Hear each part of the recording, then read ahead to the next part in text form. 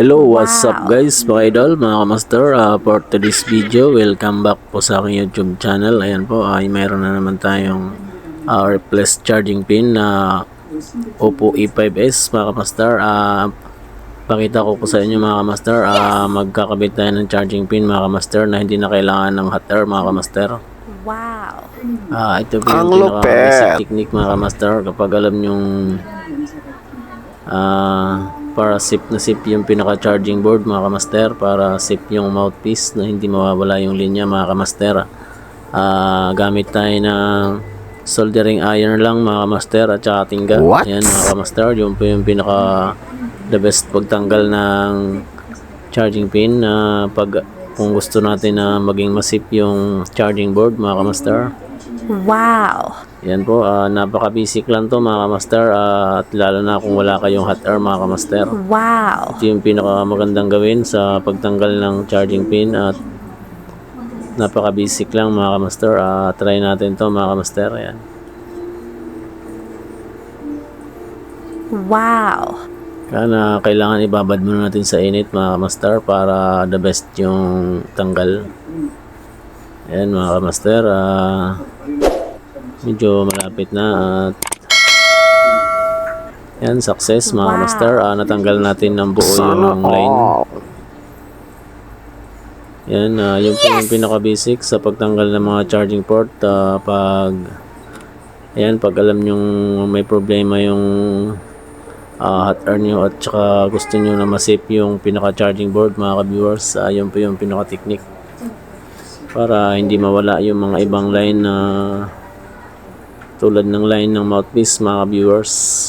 Yan, gamitan din natin ng soldering wick, mga kamaster, para mabutas natin yung pinaka slot ng charging pin. Yes! Yan, mga idol, malinis na yung pinaka slot ng charging pin natin, mga idol. Yan po yung pinaka basic technique sa mga pagkabit ng mga Android charging pin, mga idol. Yun po yung pinakamadaling gawin. Yan, swak na swak siguro yan, mga idol, pag linagay na natin yung pinaka charging pin. Yun po yung gamit natin, mga idol. Kailangan gamitan natin siya ng bagong charging pin. Yan, mga idol, yun po yung kakabit natin. Yan, sigurado na brand new, mga idol. Wow!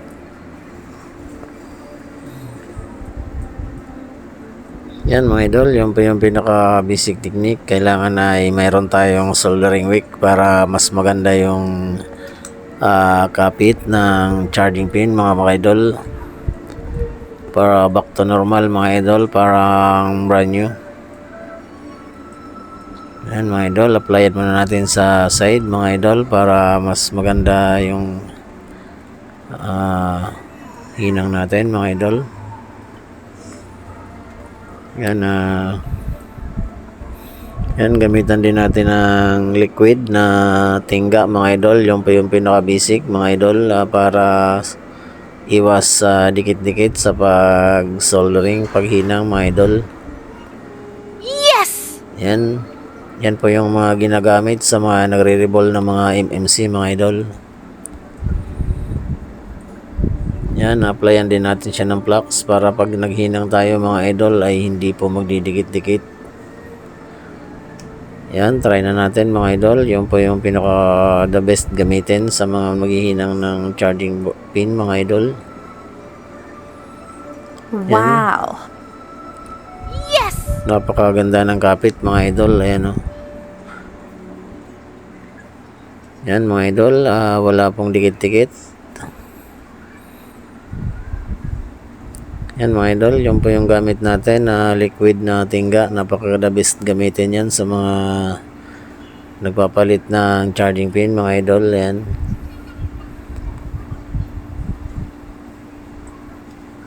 Wow!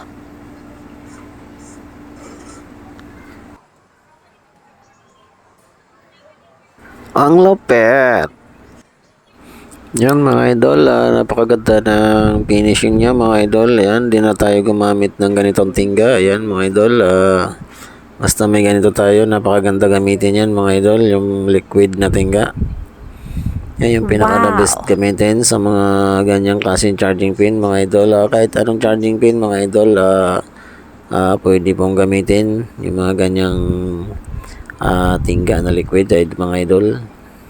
Wow. Yan, try na natin mga idol kung success.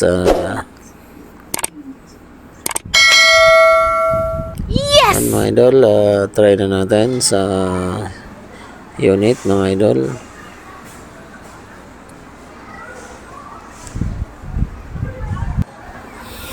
Yan mga idol, try na natin. Yan, lagay na natin yung pinaka charging board kung naging success. Yan, kanina mga idol ay wala pong indicator yan na lumalabas. 0 po yan sa schematic. Yan. Yan, try na natin mga idol kung nag-charge. Wow. Yan, success mga idol. Empty lang yung battery. Yan, success mga idol. Yan, success na mga idol. Observe na lang natin. Charge muna natin habang nag-aantay si customer. Ayan mga idol. Success mga idol.